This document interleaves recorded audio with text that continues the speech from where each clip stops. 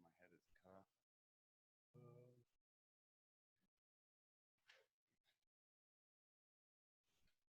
I'll just sit back. Good posture, guys. Squeeze the abs, tuck the pelvis. Haha, Dana's here.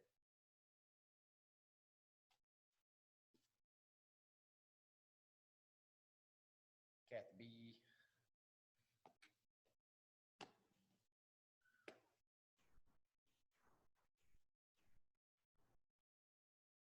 Oh yeah. Well, you guys, I'll tell anybody new who comes in too, but if anybody has questions, this is picking up, right? You can hear me, Kathy? All right, cool. If anybody has questions like while I'm talking or anything like that, just type it in chat so Sarah and I know to get up.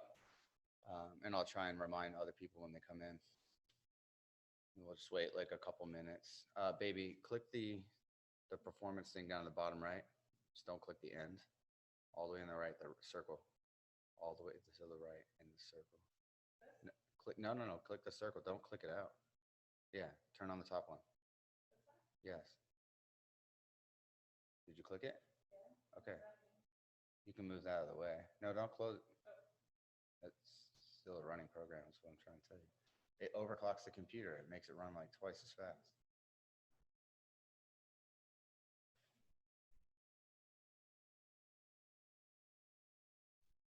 Yeah, this is a, I can't remember if it's a condenser or whatever the mic, the other mic is, but I think it's like a studio or something. But one cancels everything far away, and that's what I got because I was doing this for a podcast originally for my ministry with another guy. So I ended up getting like the supposedly like really nice mic for that. Everybody recommended, but I think now that I need to get the other one too and swap it out. I think for this it'd be better so we can just set it and have it to where it can pick us up from anywhere really well. But I've also thought about, I have the clip ones, but the one I had, maybe it just wasn't as good as I thought it was. So I need to get like a good one that can clip on, and then me and Sarah can both have inputs and just turn them on and off.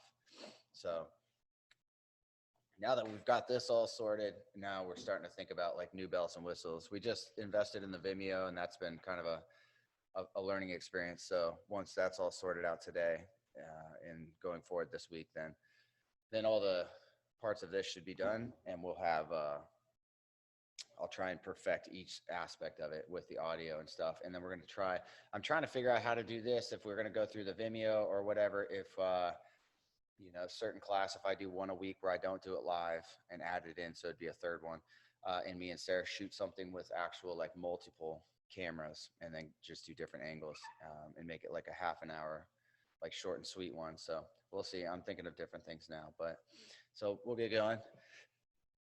Welcome to is this the fifth one?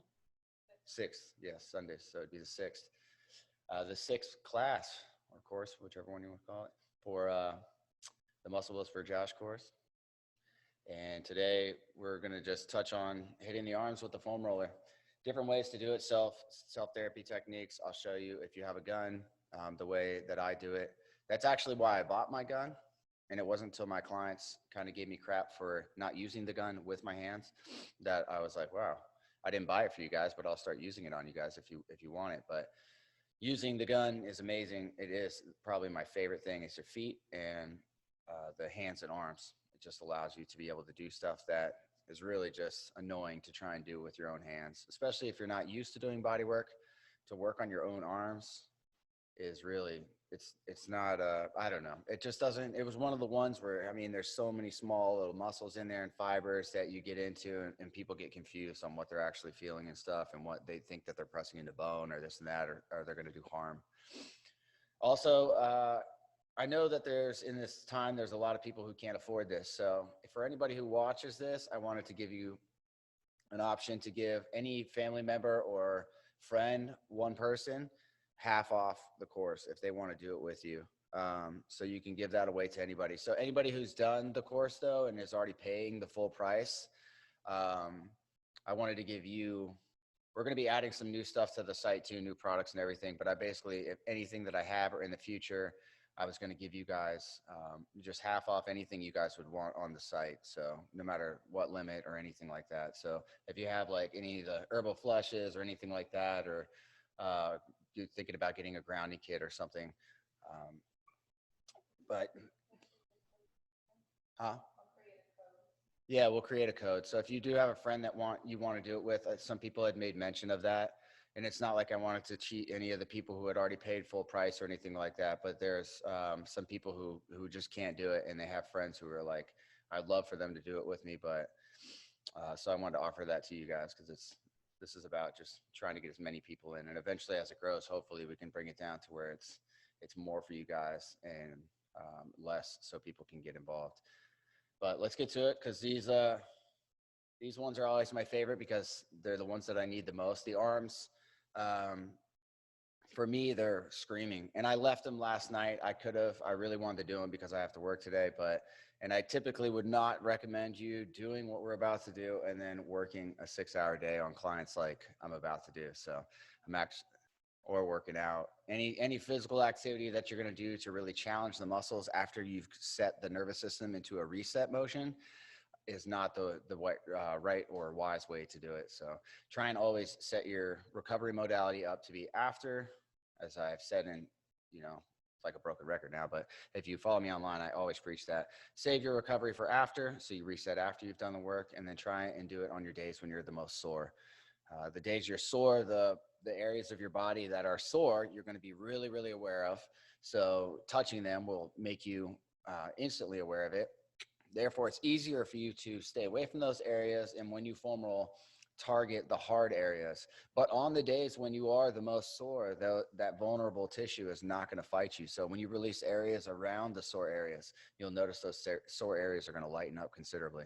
So you can prevent your soreness. And you'll notice the reason why I tell people to do this after you start doing it yourself is the fact that, like, when you are your most sore, you can use this as a tool of relief. You can go in, and a lot of people are like, my mouth's been killing me and I never take anything, but I will not deal with mouth pain. I took a baseball to the face, and like, I've dealt with like 40 grand in bad work and good work. And so that's the one thing that you'll get me to see. And it's like, I'll take an ibuprofen, like until I can get it fixed or whatever. But that's really common in the bodybuilding world and athletic world to just take ibuprofen or some kind of pain reliever or muscle relaxer when they're sore.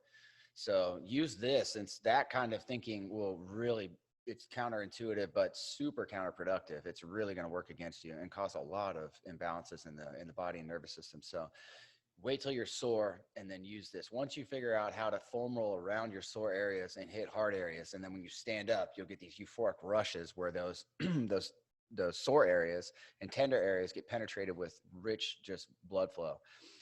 And immediately it'll start to recover. And plus, that's the big thing. The reason why that area is sore is because it's trying to recover and the muscle fibers are trying to repair themselves. And it's being yanked on by a much bigger, ball of tension. So you need to go assess that ball of tension, and then that's where the tender area should get better. And I used to preach, if you followed me for a while, I used to preach, go for tender, tender, tender. And now I only say hard because I found that you can do things to the tender areas, but in a lot of cases you'll feel bruised after, and you're not really getting the effect that you want. And when you would hit the hard areas, you would get a lot better result. So I'm not going to waste any more time. Let me set this up. Make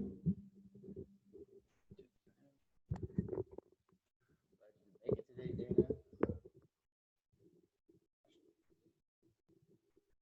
Oh, I've been waiting for this. Oh my gosh, my left side is fried.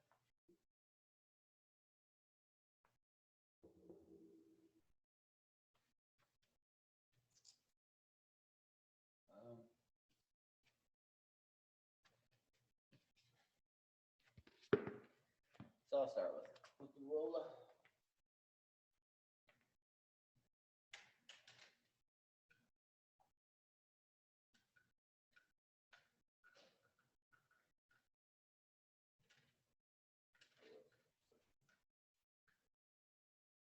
It's all your fault, Sarah.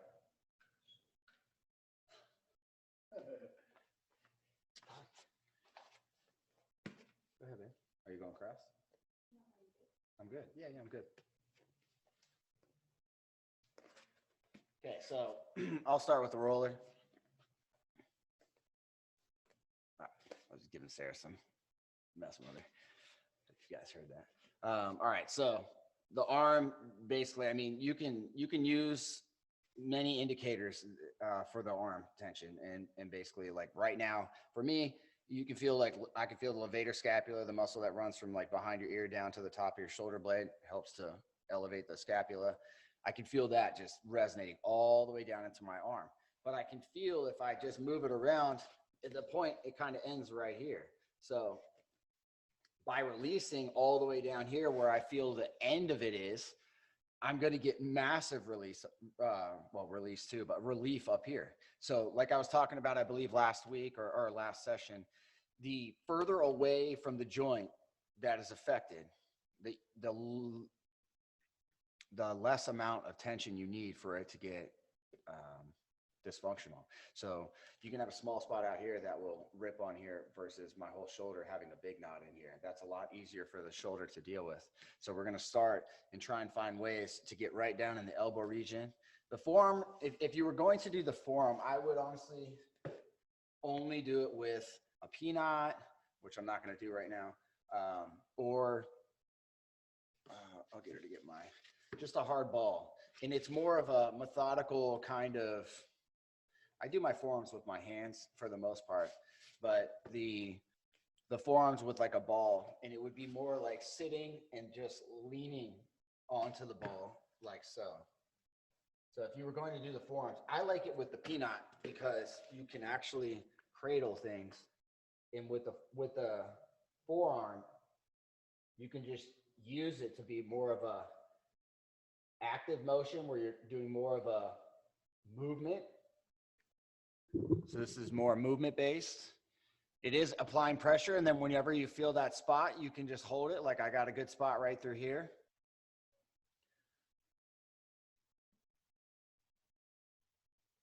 So with a ball, you're going to have to do more lines. You're going to have to hit more lines, and you're going to want to be more balanced. With the peanut, that's why I like this, or the roll into fitness one, whatever I call it, a peanut all the time. I don't know if you can see that, but nope. That one allows you to balance, I mean, to remove the balance aspect and just focus on whatever you're trying to hit. So here for the arm,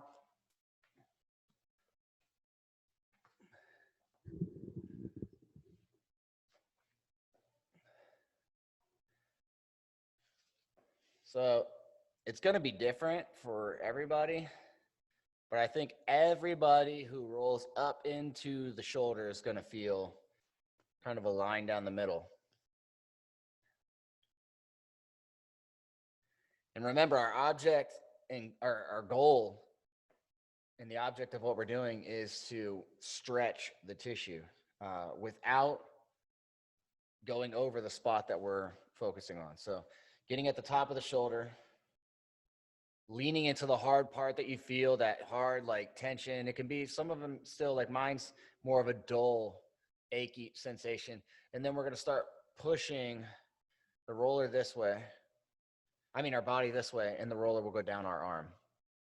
I'm like dyslexic this morning. Everything I'm saying is backwards. So I can feel the cord that basically runs straight down the bicep, like almost as if it was to be a line that would cut your bicep and tricep right in the middle of the arm. And then just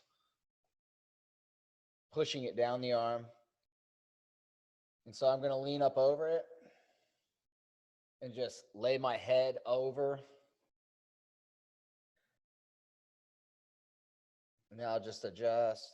So now I'm kind of putting pressure up here, back and forth. I'll go down, then I'll go up. And just use your body to go. I mean, the goal is to relax and sink in. And this might not be very comfortable for you right off the bat. Trust me, when I first did my arms, there was nobody to yell at but myself, but it's not the most enjoyable thing the first time that you do it, because the smaller the muscle, the easier it is to make it like, I call it zingers, where you get that just, it almost makes sound in my ears. I always say that. Sarah's always like, what does that mean? But it just radiates. All right, so now I'm down almost to the elbow. Feeling it right in this region, right at the top, right at the base of the bicep. You can see my arm cutting off some circulation here, which is good. So that means that this spot that I'm pressing into right here is actually going to improve and increase the circulation once we release it. Now I'm at the bottom and I feel that wall. I feel it right. You might feel it just kind of at the elbow, right at the bottom here. And I'm just bouncing up against it as if to push the joint into an encouraged stretch. We want to encourage this joint up here at the top, you know, straight up through the shoulder. We want the shoulder and the elbow to separate. We want to pull them apart, just to keep it in layman's terms. All right. Now with the arms and stuff, you know, consider they're the ones that typically you feel the blood flow or lack of blood flow in the arms is probably the most familiar feeling we have. Our legs go numb too, but I bet people are most familiar with their arms going numb and waking up, that feeling. So when you do hit spots on the arm, like right there at the end of it, I felt it break through almost like a puncturing a water balloon, and then the rush happened before I even got up. I could feel my forearm invigorated. But also, I mean, my favorite word to say is innervated, you know, because literally, if you look at the body being 99% water at the molecular level, then you understand that we're really nothing more than water with different energies basically different energies flowing from the nervous system into each tissue. And then based on that, it's a requirement for certain proteins, mineral compounds, blah, blah, blah. You know, this makes up bone, this makes up this makes up cardiac tissue, everything like that. So each thing is innervated. So basically, I mean, if you have resistance, you'll notice that the body, if you've ever heard of an impedance resonance machine, it sends frequencies through the body, and that's how it reads anything that's disrupted. Is it knows that if there's a bad bounce on the frequency, when it comes back, it knows that there's something going through there and hitting the pathway, and then it's changing. And it'll even show you if somebody has their gallbladder removed, like the new pathway the body has made and rerouted. So when you think of like hitting spots like that, now it feels like my arm is straight, if that makes sense. You know, like the flow of energy is not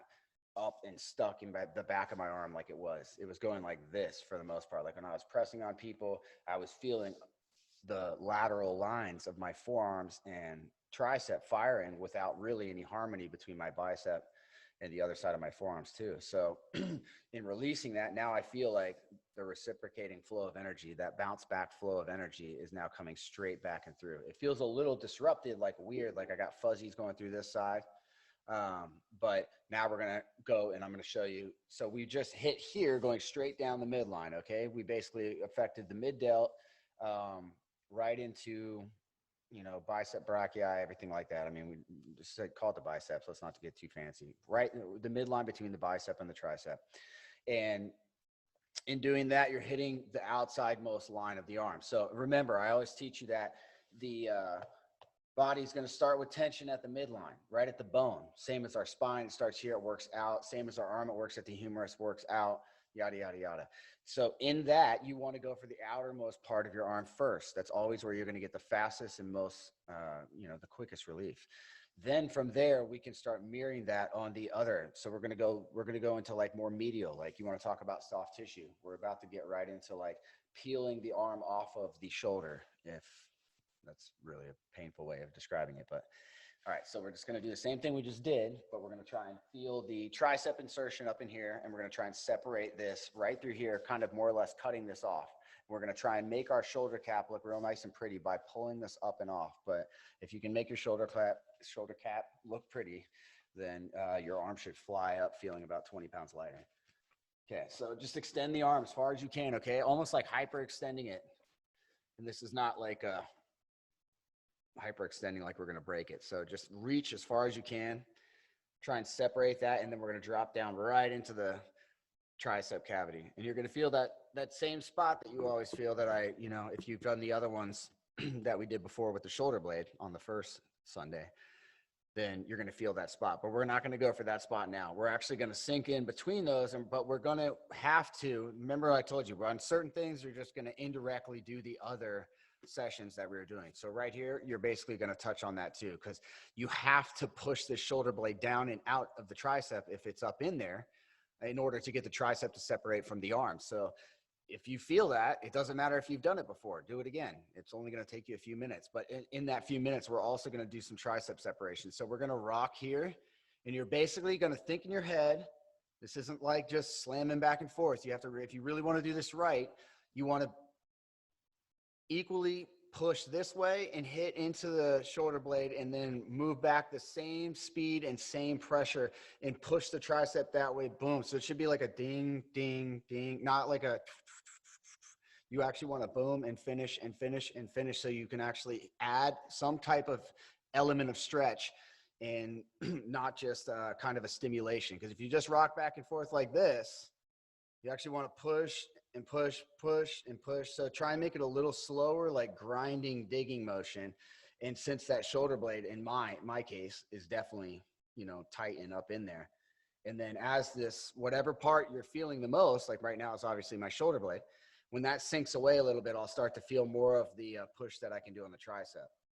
But right now I'm still up so high on the shoulder blade that it makes no sense to go into the tricep, because this is going to prevent it releasing. Now I'm getting some, now it's sinking down a little bit. Now I can actually feel the rear delt. I don't know if you guys are feeling that as you do it. You lean just a little bit. You can start to feel the rear delt more. You can start to feel the cavity of the rotator cuff where it reaches around into the subscap. Basically the muscles on your shoulder blade, you can feel them reaching around like this up under here.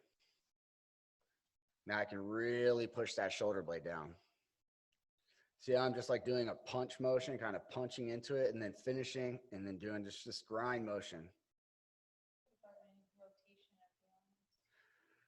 We can do advanced. I mean, the rotation of the arm basically would be, you know, as you're extending this, if you feel or don't feel, I should say, and you need to move it. For me, I got it just with it straight. I can hit this line, no problem. But if you do feel, and so, you know, the more you do this, the more you'll need to change the aspect and angle. So if you feel the need to rotate, then rotate and hit the spot as much as you can. Woo-hoo. Good question there. Oh, did you hear that?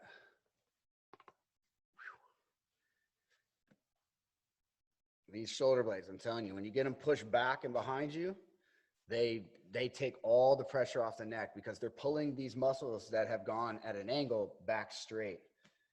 And when you get that freedom, I mean, you can get like that. That's with a good slap against the side of my head when it released. All right, let's go up. That's also an indicator too, was, you know, if your neck starts getting really irritated or something like that, don't compromise another muscle complex because you're trying to fix this one, because, you know, it's going to end up working against you in the end. You're going to feel like you have to do that. And I've done it in the end where I've tried to foam roll in between sessions, you know, when I was doing personal training or body work, and I try to do something like that, and then didn't even have enough time to like fix what I had caused in my neck. So check the arm.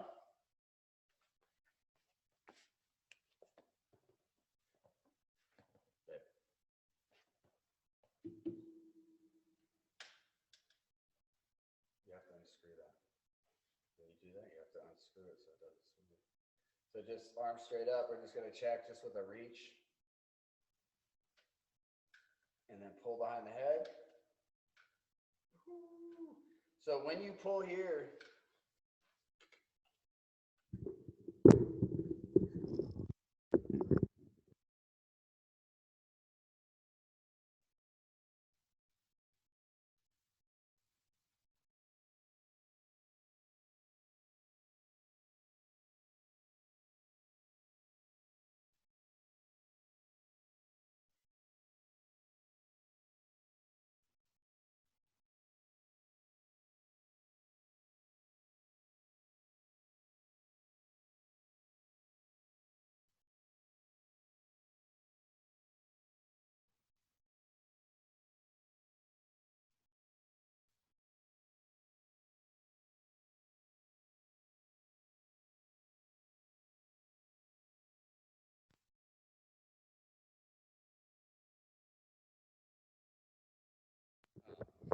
I got it.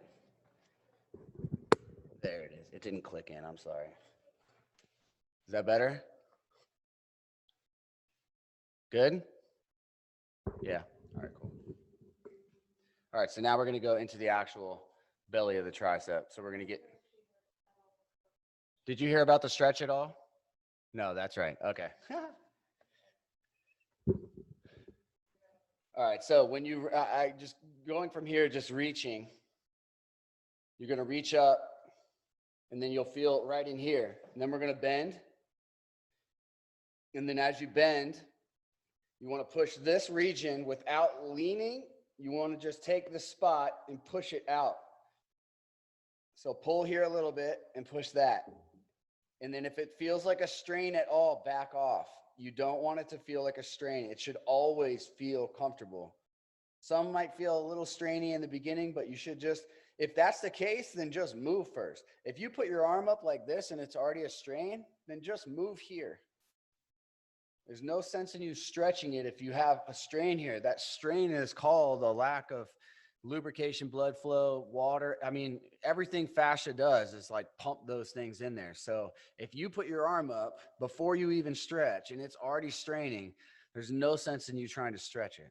Because what's that mean? The nervous system is already working against you. The strain is already there. You cannot take away and have a diminishing return present to the nervous system, meaning like a lack of blood flow or hydration, and then think that the nervous system is going to be calm enough to create or facilitate a proper stretch. That's why stretching doesn't work for people and why I tell people not to do it as a active modality. Use it as a indicator where to work and then a indicator how well you did that work after you're done.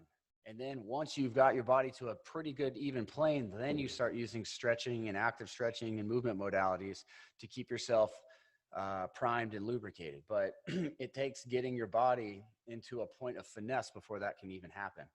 But don't strain ever. That's the reason stretching doesn't work for people, because they're like, oh, look how far I can go, you know, and they go like 10 feet too far, and then the body immediately snaps into a protective mode. And you might as well just relax for 2 minutes and chill and let that completely subside. All right, so let's get into the muscle belly of the tricep.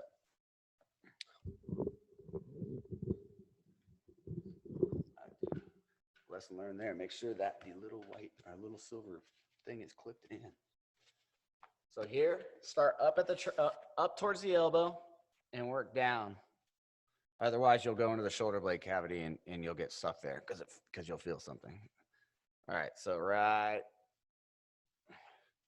you should see like more of a gap here. So that way you are extending this region out and getting into the tricep. And then roll back. Mine's forward, so I don't feel it until I go forward here. And when I go forward, I can even go down more into the shoulder blade and not feel the shoulder blade. So this is just another trick that you can do for figuring things out. Extending here and then going forward or backwards will tell you different things, different lines to hit. It's the same as when we did the shoulders and we were reaching into the pecs and reaching into the rotator cuff, like right here. Whoa, that's a good spot. See, for me, these are euphoric. Back in the day, these were like back when I was just a traditional hardcore meathead personal trainer, lift heavy stuff, put it back down. And that's all I did. I really hadn't got into foam rolling yet. And then I remember how this all started was my fitness manager. He foam rolled my hip flexors after a leg workout. And I think he did it with one of the roller sticks with the little peanut bead things on there, the white ones. Oh my gosh. He was not gentle at all. He was vigorous, just going hardcore back and forth the way I would not recommend it. But I stood up like, why do I feel better? Like I just did legs with you for 2 hours. Why do I feel better? I couldn't believe it. It was such an epiphany for me. But yeah, you like fascia blasted me basically. Pull out the shower head and yeah. What's your hand doing? Is it numb? Yeah, it just hangs there. Oh, Man, I'm just trying to walk the tricep down. So I'm basically up here and it is like a ball in there. Here, and I'm going to push it down my arm. Okay. So you try and get behind it. We're kneading dough, guys. Like if you see my mat, it'd be like trying to stay behind the dough. Don't go over it. Don't go over it. So knead the dough, but don't go over it. Okay. And you can twist in. See how I'm internally rotating my hands? I'm flexing it towards the ground. Whoa, that just lit up. So sometimes it'll release. That's what I talk about. When you hit the hard spots, people are like, I don't feel it. It's not tender. But then it'll break through that superficial tension. Yeah, look at that. And big difference. She's showing the gap. If you guys looked over there, like when she was saying that, you can see the huge difference in how much. But oh man, I got it almost. You'll go through a hard spot, and those covering pockets of tension, tissue that the body has built up and kind of numbed out to you. When they release, oh yeah, you'll get a hard spot that didn't feel like anything to just all of a sudden more or less sing to you. It just goes loud, and it's when I talk about hearing it, it's like I can hear the frequency of the muscle, like how overstimulated or understimulated it is. Oh, that was like pretty euphoric right there. Oh man. Wow, that was something else.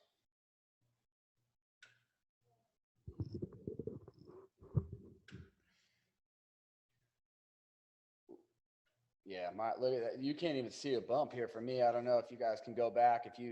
If you're watching this later and you can quickly just fast forward or go back, rewind and look at how bulged this looked at me when I put my arm up before, and now how defined that looks right through there. Cut that cavity.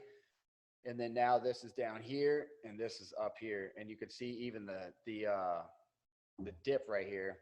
And that's that nice separation. Like when you do it, see that hyperextension of my elbow? See how it hyperextends a little bit?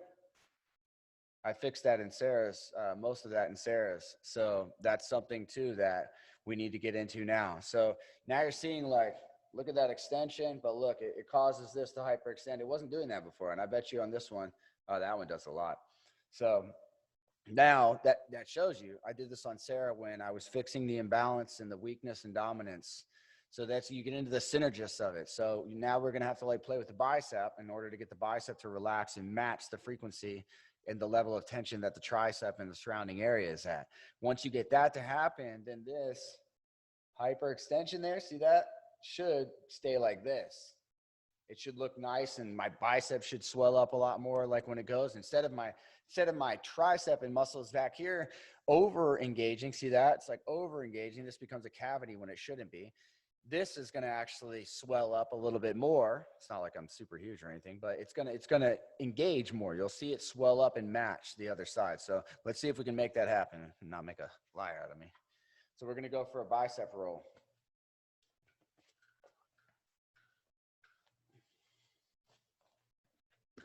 You can do similar thing you did.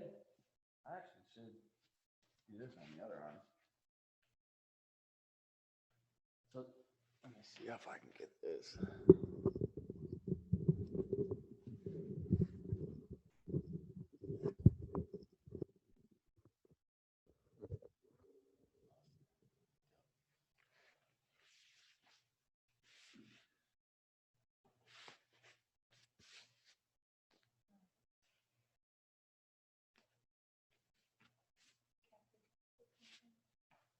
Yeah, so if you're going to go and you feel it, so we'll start like more, you're going to notice this one, you're going to go up in the shoulder more.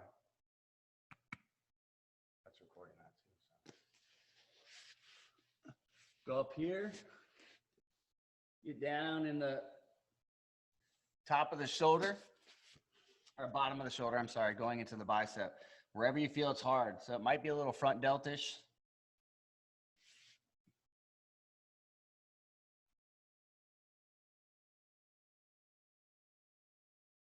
And pulling your head down like this, it's better for the camera, but this is exactly how I would do it because you're elongating the entire back layer of the arm there. All those fascial lines and everything, you're going to try and pull those as hard as you can initially, and then we're going to try and work our shoulder and everything down into a lengthened position down the arm.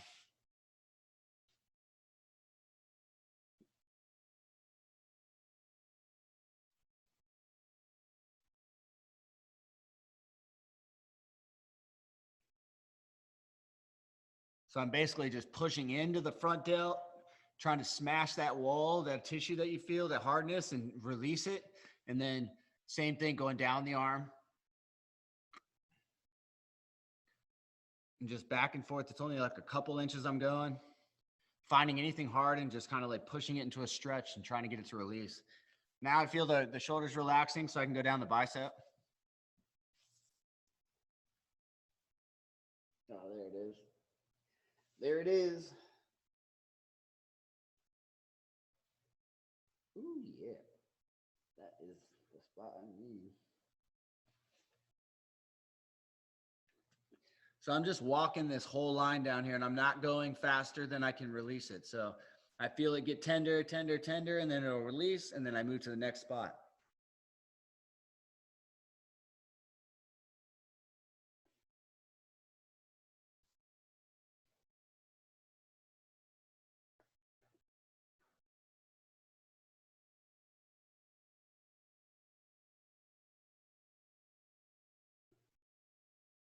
Now I'm going to go back up, and then we'll take a rest. And try and find new chords, guys. If it's not tender on one, move it a little bit.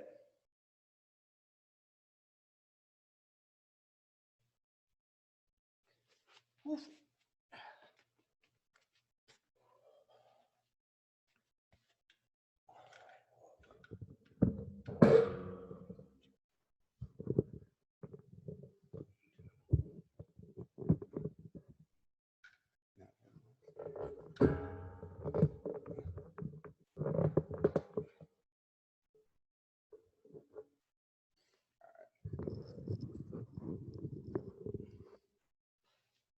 Alrighty. Take a second for that. Now I'm just thinking about working later. Sometimes after it, I just feel like I'll rub it just to see. I can still feel this line right down the bicep. Yeah, see, it doesn't see that. It's like a little bit, only a little bit. And see how the bicep, like I was talking about, it'll flex. You'll see it fire, and it's trying to hold its own. It's not letting my arm bow out like that. And now you see the tricep lifts up even more. Now that bicep pulling it, now everything's starting to look a lot more defined. And, I don't care about that as much as when you hear me talk about the aesthetic comes long after the feel good. So somebody's going to feel good a lot before. So if you're trying to make yourself look different, just understand that might take you a little bit longer. But if you get into this methodical process and you go through each region and you're assessing it like I am right now with you, then you'll see how fast you can build that symmetry. And like even in my arm now, like these things were not firing the same way. Up here, this is long now. It's like I can see this down into my lat. Like you could see it go all the way down on the side here. And we didn't even do the stuff in the rib cage and everything. So that's a good question, actually, because I'm basically finished with what I would do with this arm. Hand me that, baby. So let me talk this through because I'm going to have Sarah mute this just so it's not deaf. Is this loud? Okay. No? All right, cool. So in reality, I'm going to do what I would have done to start it out because I wanted to jump right into the rolling and stuff like that, just in case anybody only had a few minutes or anything today. And just for us, that's what I wanted to cover the bulk of, because you can mirror that on the other side. And I mean, the reciprocating flow of energy I have going on in my arm right now is pretty awesome, So, and especially for me, because I mean, even though I can tell too, because for me, like that gap is hard for me to get because my body always, if you look, I think it will show here. See I'm left-handed, so the gap should be more pronounced and better here, but you can see this part right through here. You see how it reaches through and it doesn't really have separation. It just looks like my tricep and my bicep and my forearm are eating each other. And so this crossover point is kind of blended fascia, like it just looks at, and that's when I tell bodybuilders and stuff, like that's what's missing from your aesthetic is the fact that you have symmetry loss from your stabilizers being weaker and not being able to keep up. Therein lies the negatives I always preach about. So like, and then over here, let's see, I mean, yeah, see, you don't see the same thing. You see it's like it's not showing itself here. And you can even see down in the forearm region through here. Everything looks longer and reaches more than this one. Look how jumbled, and that looks fatter all right through here. Bring it back up. So anyways, but if you hit those things, you can separate it. So now, even if you stop this and we segmented it into doing the forearms in another portion or something like that, which in reality you don't have to, because you can do the same thing we just did there. Those same motions go all the way down the arm if you want. So just so you know, if you were wondering why I wouldn't have continued it, you can continue it. The way I was going here with my bicep, you just keep it going all the way down into the forearm. So don't feel like I didn't show you that. Don't feel like that you're wondering. If you are, there's your answer. And I'm trying to get more short and concise with this so we can, like Kathy asking about the Theragun. I mean, I want to be able to show some more things.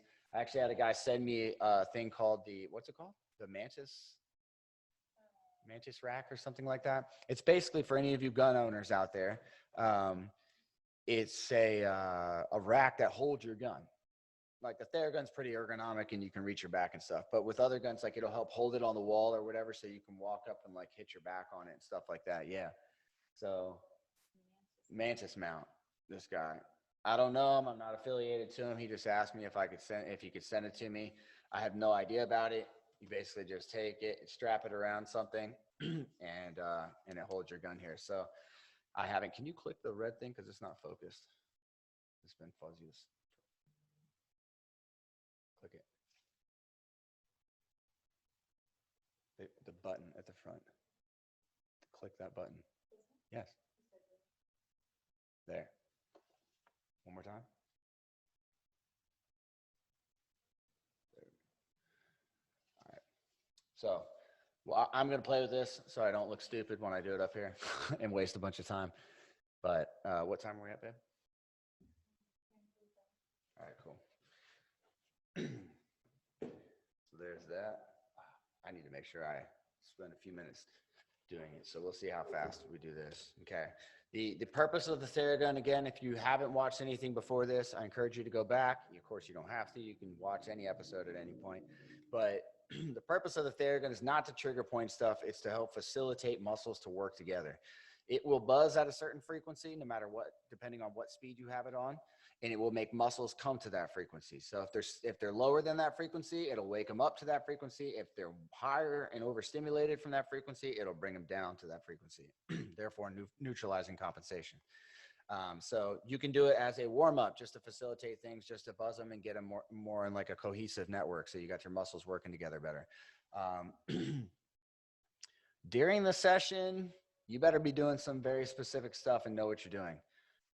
Dr. Jason, who created this, and some other guys, I see him doing stuff like that. Don't just try and use this gun. Like in reality, like you should be doing very, very methodical refinement routines at that point if you're going to start introducing the Theragun in between your workouts, like in the middle of it, because you would be doing things to like back stuff off and go into it, and it would be more of like a special recovery day where you're trying to get muscles to have like more synchronicity and stuff like that. But other than that, I see no purpose using it during a workout. If you're finding that you need to foam roll and stretch or doing all these hardcore Theraguns before your workout, you shouldn't be working out. You should be fixing yourself, and you should be going in and doing your due diligence and your off days and after your workout, so you don't feel that way. And if you are feeling that way and you still can't let your ego and pride go, like I've been many, many, many days in my day, then that's where I came up with all the negatives, doing just 10 to 15 second negatives. I got to go train chest. Okay. Just super, super slow in the negatives and let everything open up. And that's your way of doing recovery while working out. So if you can't shut it off and you're in the mode of doing it, then just do long negatives for that time. Every single exercise. You'll walk out of the gym so big, so pumped, in such a better postural alignment. You might end up doing that a lot in the future. So we're going to use the gun. I like to use it in a pushing motion. We're taking muscles from joint to joint, remember? So even with the Theragun, you're going to push them into a stretch, okay? We're going to push them into a stretch. We're also going to cross fiber stimulate, meaning we're going to go across fibers. We're going to get in them, okay? We're also going to go side to side and do that same motion, which these will basically be pushing the layers that, of fibers that run like this. It'll be pushing in between them and getting in there. And as we do it, I like to do it on a high setting. If you, and when you're on your side, most people can handle the high, So if you're trying to dig a little bit and you feel like it's too stimulated, I mean, you can do it with the one. but it jumps all around versus when you do it with the 2.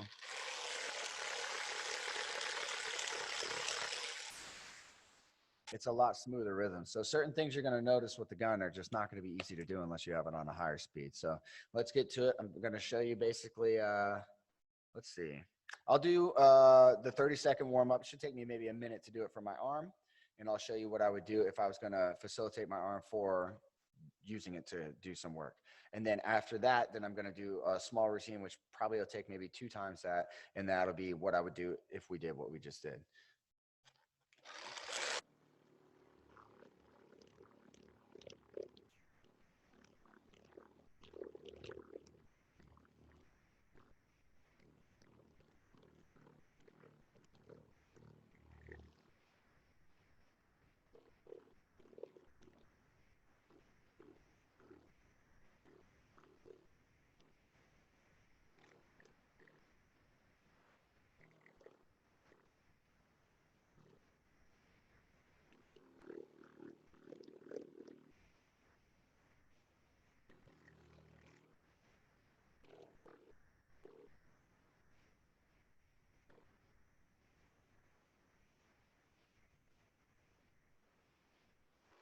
That's it. That's all you got to do, and you'll feel the tingles. If you feel the tingles, then you'll start to feel them normal out, or normalize, whatever you want to call it, normal out. I make stuff up all the time.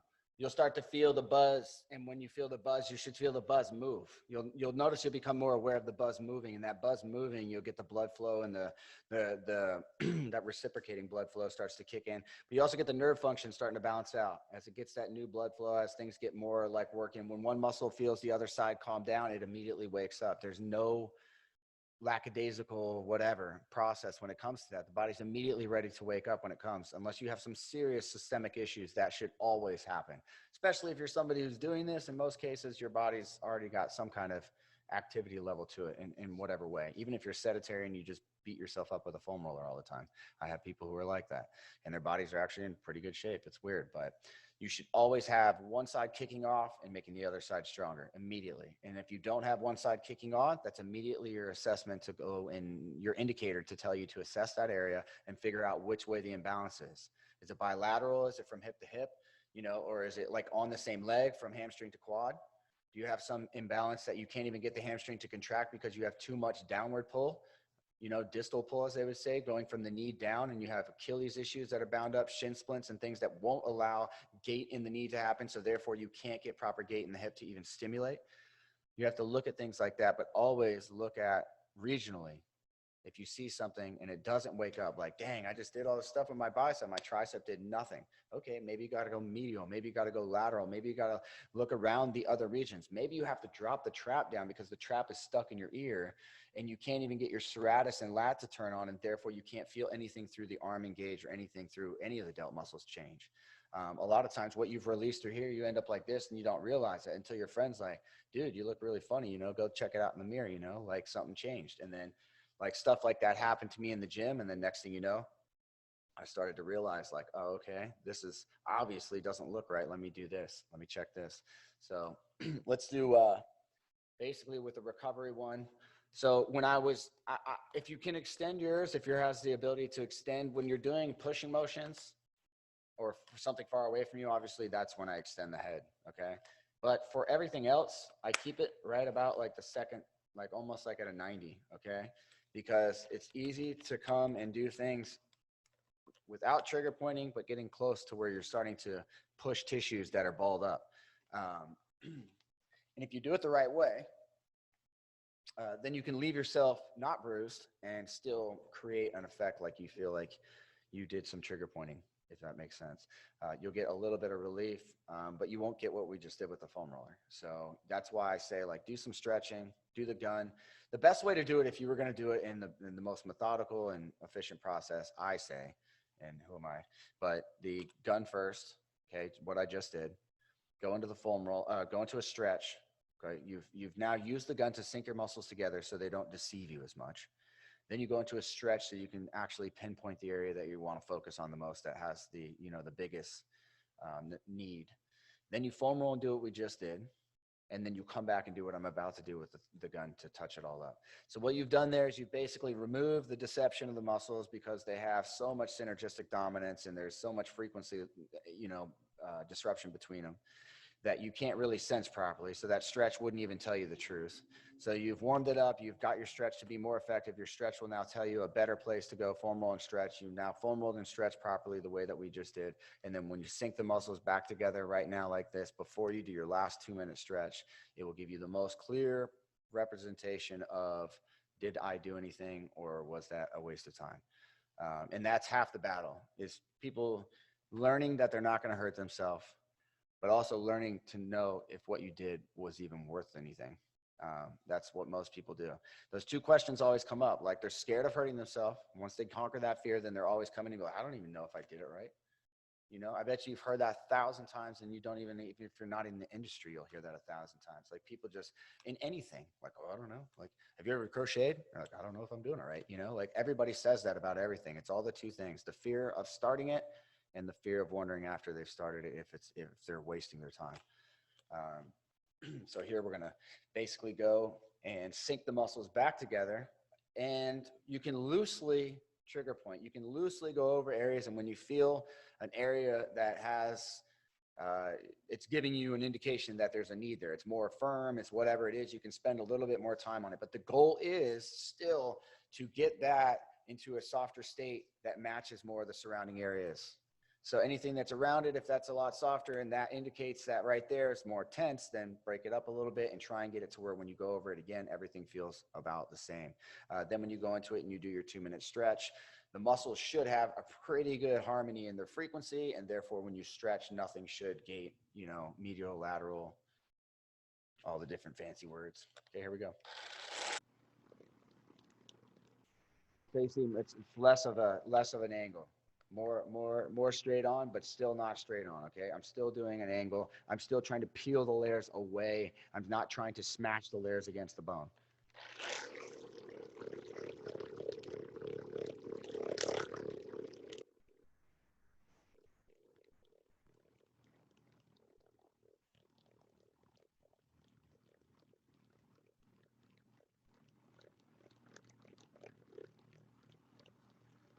Maybe click it down a little bit.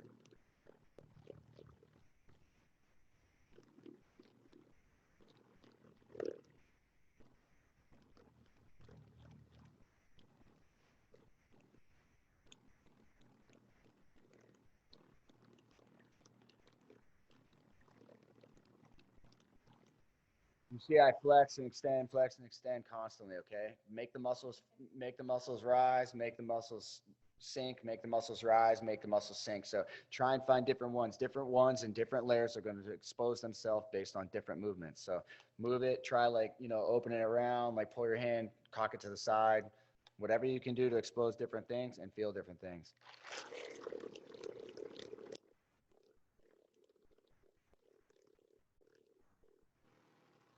You'll hear it get jumpy when you go over bone. Okay, so when you go over bone, it'll be like slappy. And when it is, relax and pull back a little bit. This is where you actually, the harder the tissue, the more you apply a little bit of squeeze. Okay, when you're going over soft tissues, you want to be able to feel more, so it makes no sense to squeeze. Otherwise, you lose your ability to sense what you're feeling. So you want to be loose on soft tissues and firm, a little bit more firm, like when you get around the elbows and stuff. Otherwise, the gun will slap all over the place, and you won't have a good rhythm. It'll just be bouncing, bam, bam, bam, bam, and you'll start getting that real slappy motion. But when you do that squeeze, it's more about the little push that you do, okay? When you're on here, the little push forward against the tissue. Don't let it push back against you as much. It's not so much a squeeze in the knuckles. It's more of just a grip push squeeze, kind of like being a little firm and keeping that pressure against the tissue as it tries to kick back off you.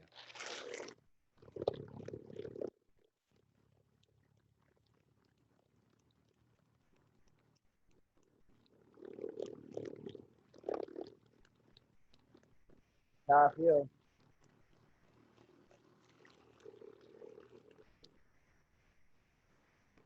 I have to do that, actually. I realize that's how I keep it going when I'm by myself and I'm not on video.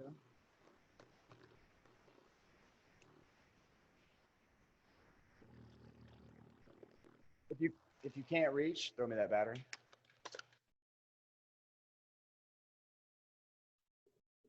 If you can't reach that one, then go under. So you can either do that, you can go here, or you can go here. It all depends on your range of motion, but the different range of motions and the different ways you're firing the tissue are going to expose different things.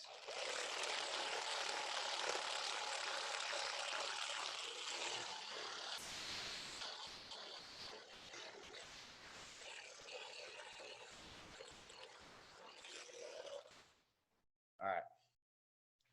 So again, you see that was like, I don't know, somewhere around 2 minutes, maybe a little less because I was chatting.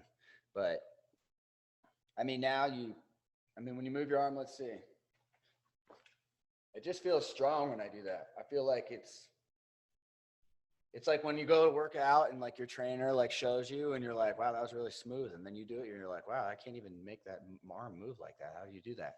So same thing, like you can see like the cohesive network. I always preach that because like getting away from synergistic dominance and getting into synchronicity is what is going to bring harmony to the body. And it's all about creating a cohesive environment, not ignoring anything. And if you look at my personal training back in the day, that would make that worked so well.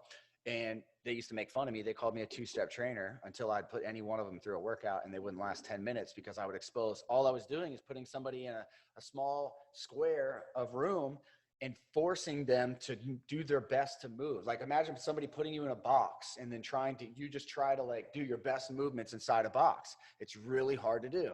Like go try and put your butt completely against the wall with hamstrings against the wall and bend over. You'll fall on your face if you're not used to doing it. And then if you go off the wall and bend over, you're like, wow, I can go. But well, your body can cheat and compensate through all the different planes of motion that the joints have, one to the next, to the next, to the next. You have like 6 different joints you're going through that can actually cheat and move.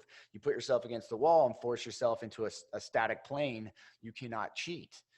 So, all right. And if you look at basically here, I mean, you can see everything through here.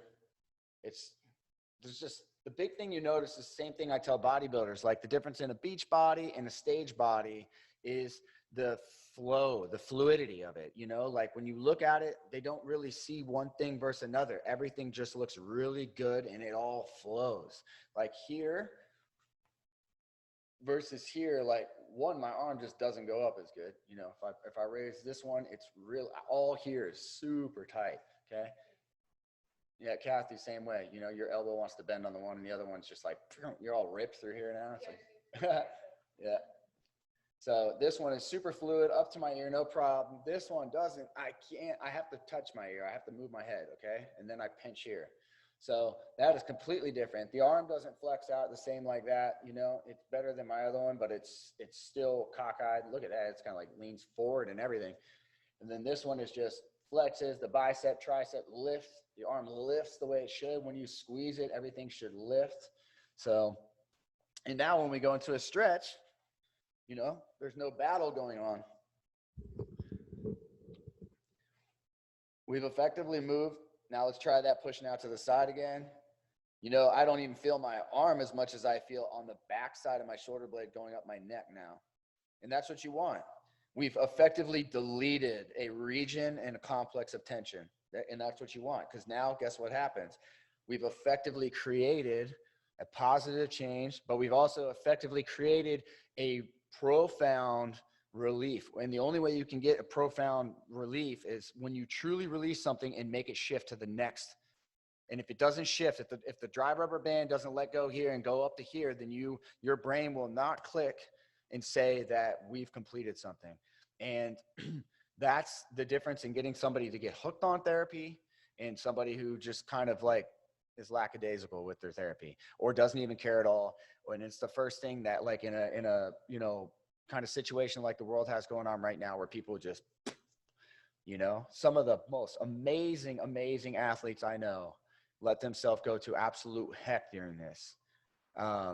And some of the people that I did not expect to survive this at all have been the ones who have took it like by the horns and just ripped through. And guess what? Most of those people, wow, there's something going down out there. most people who I've seen do that, they've got into massive recovery modalities. They've got into cleansing. They've got into like doing some juicing or some new dieting or some new stuff at home, or they've got into like, oh, I'm going out and grounding, Josh. I'm getting sunlight now. I've got more of this and more of that. And a lot of them are really just pushing the recovery, you know, and they're foam rolling and stretching, and they've really like gone at it. And some of the people that I saw a year ago on trips, I look at them now and I'm like, dang, you did not even lose 1 ounce of what I gave you in that session. They just took it and kept going. And that's the thing. Every time you do this, if you keep up with it, you really have to let one section of the body pull all the slack to it before you can really start getting some major issues. Something has to like be unforgiving and just hold over here and be like, I'm not letting go. And then you'll notice that basically for like, especially with the pelvis, I mean, everything changes. Okay. But the body can cut you off here and here. Okay. It can cut you off from here up, and it can cut you off from here down, meaning the pelvis and everything can lock out what's happening on the upper half, and your pelvis on the lower half can lock out everything that's going on down there, and basically prevent the two from seeing each other. Okay. Like, but everything that happens in the pelvis itself, you go 5 degrees in the pelvis, the entire body has to shift 5 degrees, period. But if something happens up here, the pelvis can shut it off. So you can get tension that is, you know, basically isolated and stuff up through there. But going through and actively doing this stuff and releasing these things, it's impossible. I mean, if you do the 14-minute rule even twice a week, which is 5, you know, you do a quick 10-second stretch, just feel the spot if you don't have a Theragun or anything to do it. Then you go into a 3 to 5 minute, normally I recommend 5 minutes on any spot, because you'll find stuff in that region for 5 minutes, no problem. 5 minutes, like we just did, 2-minute stretch, 2-minute stretch. Yeah, pelvic's going to be, where are we at? All right, we're going to pelvis next. Yeah, pelvis is next. So that's, yeah, we're going to the lower body next. We just did that. So we're going to be doing the glutes and hips next, and lower back and stuff. All that's involved in that, some side rolling and everything like that. But if you just did the 14-minute rule twice a week, you know, you're talking about hitting 16, no, wait, what would that be? 12 spots a month. I think it's 12 spots. Yeah, no. You'd have 4 weeks and you'd be doing 4 spots. So like 16 spots, you'd be doing 16 spots a month. It's really, if you did 3 days a week, you'd be doing 24. So, I mean, it's pretty unheard of for somebody who's doing that kind of rhythm to have any major issues in their body. So we'll leave it at that. You guys have any questions? You can unmute. Go ahead. Yeah, I'm going to bring up a sore subject because, you know, like there was a couple classes I didn't get the whole class, and especially the first 2 classes, though. I think the first class was that shoulder one. And then last week I didn't make it for I think we were doing, you had worked on Sarah's ribs, and then I didn't get in the class until the very end of that one. So I haven't seen any of that work, and I'd love to be able to work on that, but the videos is keeping me from being able to do that. Oh yeah. So right after this, we're going to resolve the Vimeo. We sat there and I didn't even know, like, I was like, oh my gosh, it was like $900 up front and everything. But I'm like, I got something like with the, you know, but there's other options are out there and stuff, and you really like go back and forth on like choosing like which one or whatever. But the Vimeo seems to be the one that offers the privacy, because the hardest thing to do with the videos was to get it to where you guys who paid for it, that somebody doesn't just take it and pump it out there. So, I mean, honestly, like, I look at it from my dad's background and stuff like that. That's really cheap for the security that would offer if it works. So Sarah's been playing with it, trying to make sure that when we pump it out there, that you guys, you know, that you didn't pay for nothing, basically, where it is. Because I'm going to start offering other stuff, and hopefully we can get the price down. But in doing that, like the people who have been there from the beginning and stuff, I've always like incentivized in doing more things. And Vimeo looks like there's some things that we can do with that through the website. But Sarah, after this, we've got a break and stuff, and she's gonna tackle it out. And no, I know you guys are kicking your butt trying to get all this going, so I appreciate it. And I don't want to be a whiner. I just want the work. It's so good. Thank you. Well, I'm really glad. I'm glad that we it was worth it too, you know, if like this platform is going to be like it to do it. But it was a hard decision. We didn't know, like, all of them want like an investment, which we knew, but like it was like Geez, some of them were like really like thousands of dollars. And I'm like, gosh, I just want the right one. Fortunately, Vimeo seems to like check off all the boxes, and they had YouTube like quality with the security that YouTube doesn't offer. So, and plus when you guys go in there too, there's things that are going to go in when I offer other certain classes that are going to go in there. It might touch on some personal subjects. So when I go into like the whole security of it, there's something in the back of my head too with some of the things that we're going to be doing, whether or not it's Sarah and everything out there. I might do some stuff that like shows a part of the body because we expose the body the right way, and I just don't want that like pumped out to just anybody. So it'll be done today. I'm so excited that we'll have just a streamlined platform. Everything will be done, and then we can focus on more of the the bells and whistles to make it better. Maybe a second camera and figure out how that works. So that way, like what you're saying. I mean, the more people who are not like you who can understand it the way that you say you are, that's the goal too. So I'm gonna keep pumping you up. Huh? I said I'm gonna keep working it and getting you people. Whoever I can think of.